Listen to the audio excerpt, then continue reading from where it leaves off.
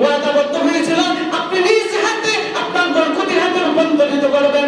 এই যে এই গ্রামের মধ্যে চারা রোপণ করবেন, বীজ রোপণ করবেন, ইয়া রাসূলুল্লাহ আপনি ওয়াদা পালন করেছেন, কিন্তু একটা বীজ যে উঠে নাই, এটা হলো আমি উমরের হাতে রোপণ করা। সুবহানাল্লাহ। এবার বলেন তা তো বুঝলাম, কিন্তু আমি রাসূল তো রইলাম নিজ হাতে, রইলাম মাটিতে, তুমি তো আর কোনো পানিতে রও নাই বা ছাদে রও নাই, তুমি তো ওই জায়গার মধ্যে রয়েছে, কিন্তু উঠলো না কেন? এবার হযরত ওমর বলেন ইয়া রাসূলুল্লাহ, ইয়া হাবিবাল্লাহ, আমি যখন ওই চারাটা রোপণ করতে করতে যখন আমি সামনে আগে গেছি, ওই সময় আমার মনে শান্তি ছিল না। আমি লুকাইয়া আপনার হাতের বরকতের মধ্যে, রোয়ার মধ্যে আমি শামিল হইতেছিলাম। ওই সময় তাড়াহুড়া করে গিয়ে যখন চারাটা যখন এই বীজটা যখন আমি রোপণ করেছিলাম, ওই সময় আমি ওমর বিসমিল্লাহ বলি নাই। সুবহানাল্লাহ। কি বলি নাই? বিসমিল্লাহ বলেন। তাহলে বোঝা গেল এখান থেকে একটা শিক্ষা, যে কোনো কাজের শুরুতে যদি বিসমিল্লাহ না বলা হয়, ওই কাজটা সম্পূর্ণ কি হয় না, কি হয় না, সম্পূর্ণ হয় না। এটা লেস কাটা লেগে যায়। ওই যে ওয়াদাবদ্ধ হয়েছে, বিসমিল্লাহ না হওয়ার কারণে হযরত ওমর দলে গিয়ে গেছে, ইয়া রাসূলুল্লাহ দুইটা কারণে চারা উৎপাদিত হয় না। একটা হলো আল্লাহর ওয়াদা, আপনার ওয়াদা খেলাপ করে ফেলছি, আমি লুকাইয়া বরকত হাসিল করার জন্য আমি ওয়াদা বলেছি। দুই নম্বর হলো তাড়াহুড়োর কারণে, বিসমিল্লাহ না বলার কারণে, এই জন্য আল্লাহ চারা উৎপাদিত করে না। সুবহানাল্লাহ। এমনি ইয়াহুদি তো একদম থমকে গেছে, বলে কি রে তাই নাকি আসল ঘটনা? বলে হ্যাঁ। বলে তাহলে এই যদি হয় আসল ঘটনা, আর এই যদি হয় ইসলামের কাহিনী, এই যদি আল্লাহর রাসূলের ব্যবহার হয়ে থাকে, আল্লাহর রাসূল নবীজি আর ওয়াদাবদ্ধ আর খেজুর দেওয়া লাগবে না, আপনার হাতে হাত থেকে আমাদের মুসলমান বানায় দেন। সুবহানাল্লাহ। এটা হলো আল্লাহর রাসূলের মুআজিজা, আল্লাহর রাসূলের মুআজিজা। এটা একমাত্র নবী রাসূলেরই মুআজিজা। দুনিয়ার কোন মানুষ যদি নিজেকে নিজে নবী দাবি করে, হে মুআজিজা হইল কোথা থেকে? আর তিনবার না চারবার মেট্রিক পরীক্ষা দিয়ে ফেল করছে, বলেন নাউজুবিল্লাহ। গোলাম আহমদ কাদিয়ানী তিনবার মেট্রিক পরীক্ষা দিয়েছে, তিনবার ফেল করছে। আচ্ছা বলেন তো 2 লাখ 1 লাখ মতান্তরে 2,24,000 পয়গম্বরকে আল্লাহ পাক রব্বুল আলামিন দুনিয়াতে আল্লাহ তাআলা পাঠিয়েছেন, কোন লোক যত নবীকে আল্লাহ তাআলা পরীক্ষা দিয়েছেন, কোন নবীকে পরীক্ষায় ফেল করছেন? আর রাসূল বলেন কোন নবী পরীক্ষায় ফেল করেন নাই, সবাই কষ্ট পাস আল্লাহর দরবারে পাস অর্জন করেছেন, ফার্স্ট ডিভিশন পেয়েছেন, এ প্লাস পেয়েছেন। আর তুমি পরীক্ষা দিয়ে ফেল করো দুনিয়াতে, আর আখিরাতে তুমি তোমার উম্মতের লাগি কি করবা? বলেন নাউজুবিল্লাহ। গোলাম আহমদ কাদিয়ানী নবী না দাজ্জাল? দাজ্জাল। আস্তে বলে নবী না দাজ্জাল? নবী না কাজ্জাব? জোরে বলেন না কেন? নবী না কাজ্জাব? নবী না শয়তান? নবী না কাফের? কাফের। সে কখনো মুসলিম হতে পারে না, সে অবশ্যই মুসলিম।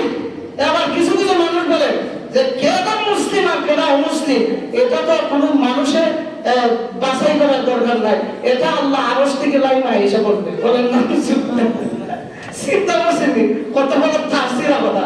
হয় দুনিয়াতে কে মুসলিম কে অমুসলিম, এটা কোনো মানুষের বলার ক্ষমতা রাখে না।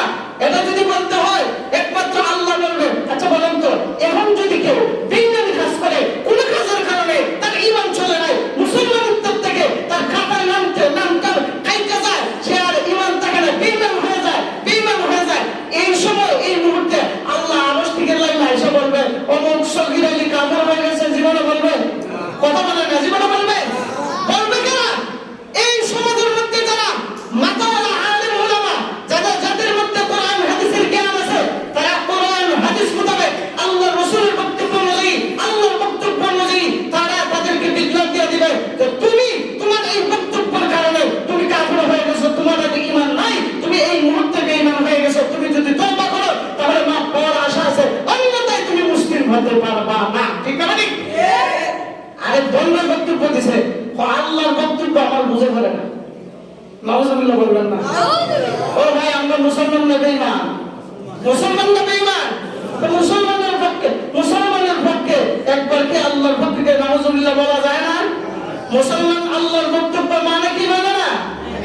হয় যে আল্লাহ পাক রব্বুল আলামিন কোরআনের মধ্যে বলেছেন কোন কোন জায়গায় যে আল্লাহ তাআলা সর্বপ্রথম রূহ সৃষ্টি করেছেন, আবার কোন কোন জায়গায় বলছেন সর্বপ্রথম কলম সৃষ্টি করেছেন, আবার কোন কোন জায়গায় বলছেন যে আল্লাহ পাক সর্বপ্রথম ইশক সৃষ্টি করেছেন। আচ্ছা বলেন আল্লাহ তাআলা যে কোরআনের মধ্যে এই যে বিভিন্ন জায়গায় এই আয়াতগুলো বলেছেন, এক একটা আয়াতের পিছনে এক একটা বিষয় আছে না নাই? আছে না নাই? মনে করেন যে কসবার ভিতরে অনেক রাস্তা আছে, অনেক রাস্তা আছে। এখন একজন বলল যে কসবার ভিতরে এমন মহল্লার ভিতরে সর্বপ্রথম রাস্তা হলো ওইটা, সর্বপ্রথম রাস্তা করেন যে মহল্লার উল্লেখ করলো না, যে কসবার ভিতরে রাস্তা হলো ওইটা, আবার একজনে বললো ওইটা, একজনে বললো ওইটা। তখন বললো ভাই কি বক্তব্য বলতেছো? কেউ বলে এটা, কেউ বলে ওইটা প্রথম রাস্তা, ওইটা প্রথম রাস্তা, ওইটা প্রথম রাস্তা। তখন আরেকজন মাথাওয়ালা এসে বলে আরে ভাই তুমি বুঝছো না, কসবার ওই মহল্লার মধ্যে সর্বপ্রথম রাস্তা হয়েছে ওইটা। সুবহানাল্লাহ বলে। ঠিক তদ্রুপভাবে আল্লাহর কোরআনের যত আয়াত আছে যে সৃষ্টির শুরুর ক্ষেত্রে আল্লাহর রাসূলের আল্লাহ তাআলা প্রত্যেকটা আয়াতের পিছনে বক্তব্য আছে না নাই? বক্তব্য আছে নাই? সঠিক কোরআন এবং হাদিসের জ্ঞান যাদের মাথার ভিতরে থাকে না, তারাই এই ধরনের বক্তব্য দিয়া সমাজের মধ্যে বিভ্রান্ত ছড়াইতে পারে। বক্তব্য দিচ্ছে কোন আলেম না, কোন আলেম না, সব আউল বাউল ফাউল কথা আছে না, দেখছেন না? কোরআন হাদিস দিয়ে গান গায় এই সেই করে কি করে না? আরে ভাই তোমাদের ভিতরে তো পুরোপুরি কোরআন হাদিসের জ্ঞান নাই। একটা মানুষ যদি তার ভিতরে কোরআন হাদিসের জ্ঞান ঢুকাতে চায়, তো কমপক্ষে মাদ্রাসার ভিতরে 12 থেকে 15 বছর শেখাটা লাগে, ছাত্র হইয়া ওইখানে জ্ঞান অর্জন করা লাগে। এরপরে তার মাথার মধ্যে ফাঁকি বসাইয়া তাকে আলেম হিসেবে ঘোষণা দেওয়া হয়। আর তোমরা বাংলা বইয়ের সরি বই বইরা নিজের বাবা শরীয়তের আলেম আর মারিফতের আলেম বন্ডানি আর সারা আর কোনো কিছুর জায়গা নাই। তো এখন ওই মাইকেটটা লই বলন শুরু করলে। এই জন্য কথা শুনবেন, বিবেক নামক আদালত আল্লাহ দিছে না, দিছে না? দিছে। একজন ভালো কথা কইলই খালি শুই না, ভিতরে কল্পনার ভিতর নিয়ে নিয়েন না। ভালো কথা কইছে কি, ভালো কথা কোন ধরনটা দেখবেন, আর যে ভালো কথাটা কইছে সেই মানুষটা কি ধরনের মানুষ এটা যাচাই করতে হবে। আমরা যে কোনো মানুষের কথা শোনা যাবে না। যাই হোক, বলছিলাম যে নবী দাবি করে অথচ তার কোনো মুআজিজা নাই। আমি আমার উস্তাদের ক্লাসের মধ্যে বসা এভাবে কাদিয়ানের ব্যাপারে, গোলাম মোহাম্মদ কাদিয়ানের ব্যাপারে আলোচনা করছে। আমি প্রশ্ন করলাম হুজুর তারা যে এত বলতেছে এর প্রমাণ কি? আরে বাবা শুনছিস তারা কি বলেন কি আল্লাহর রাসূল সাল্লাল্লাহু আলাইহি ওয়াসাল্লামের গুণ বৈশিষ্ট্য বর্ণনা করতে গিয়ে একটা গুণ আছে কি নাই বলতো, যে মুআজিজা আছে কি নাই, বলে তো আল্লাহর রাসূলের মুআজিজা আছে না নাই? আমি বললাম ঠিক আছে। কাদিয়ানের মুআজিজা কি জানেন? আমি জি না বলেন। কাদিয়ানের মুআজিজা হলো হের বুঝে হায়াজ হয়। বলেন না হায়াজ কি পুরুষের না মহিলার? কথা বলেন আমি বুঝে পাই না। মহিলা না পুরুষ? মহিলা। হ্যাঁ পুরুষ না মহিলা? চিন্তা করছেন?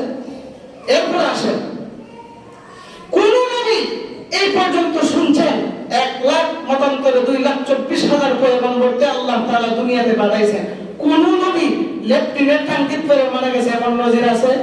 হ্যাঁ, গোলাম মোহাম্মদ কাদিয়ানী লেফটেন্যান্ট টাঙ্কিত করে ঢুকায় মারা গেছে। বলেন নাউজুবিল্লাহ। হে আবার নবী দাবি করে নাউজুবিল্লাহ। এই জন্য কাদিয়ানীর পণ্য আছে, কিন্তু এগুলো দিয়ে পয়সা চলাফেরা করবে। বিশেষ করে আরেকটা কোম্পানি, প্রাণ কোম্পানি যেগুলো আছে, এগুলা যত তাড়াতাড়ি সম্ভব দূরীভূত করেন।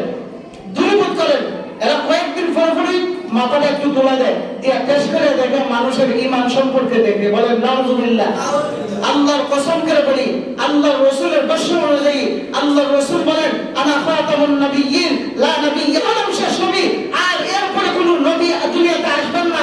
হ্যাঁ, যদি আমার পরে যদি দুনিয়াতে কোনো নবী হিসেবে আসতো তো লাউ কানা বাদি নবিয়্যান লা কানা উমর, আমার পরে যদি কেউ নবী হইতো তো নবী হিসেবে আল্লাহ তাআলা উমরকে বানায় দিত। সুবহানাল্লাহ। আল্লাহ রাসূল এটা জানায় দিয়েছেন না? যদি আল্লাহ রাসূল এতটুকুর মধ্যে যদি সীমাবদ্ধ থাকতো, যদি বলতো না ঠিক আছে তোমরা বলতেছো তার শেষ নবী এই কথা বলছে, তো এই কথা বললো না যে তার পরে যদি কোনো নবী হইতো তো এই কথা বললো না, এই জন্য আল্লাহ রাসূল ওইটাও বলে দিয়েছে। তো তোমরা খালি নিজেকে যে নবী দাবি করতে পারে, আল্লাহ রাসূল আগে বলে দিয়েছে যে কিয়ামতের আগে অনেক মানুষ নবী দাবি করবে। বলেন নাউজুবিল্লাহ। এর মধ্যে অনেক মানুষই নবী দাবি করছে, ইমাম মাহদী দাবি করছে, আছে না নাই? দেখছেন না? অনেক মানুষ নবী দাবি করছে, মুসা আলাইহিস সালাম দাবি করে, ঈসা আলাইহিস সালাম দাবি করে, ইমাম মাহদী দাবি করে, আল্লাহর রাসূল হিসেবে আলামিন কাদিয়ানীর ফিতনা থেকে, বিভিন্ন ধরনের এই ফাহিশাগুলোর কাছ থেকে, এই সমস্ত নাস্তিকদের কাছ থেকে আল্লাহ তাআলা আমাদের ঈমান নামক দৌলতটাকে হেফাজত করার সুযোগ আল্লাহ দান করুক। সবাই বলে আমিন। ওয়া আখিরু দাওয়ানা আলহামদুলিল্লাহি রাব্বিল আলামিন।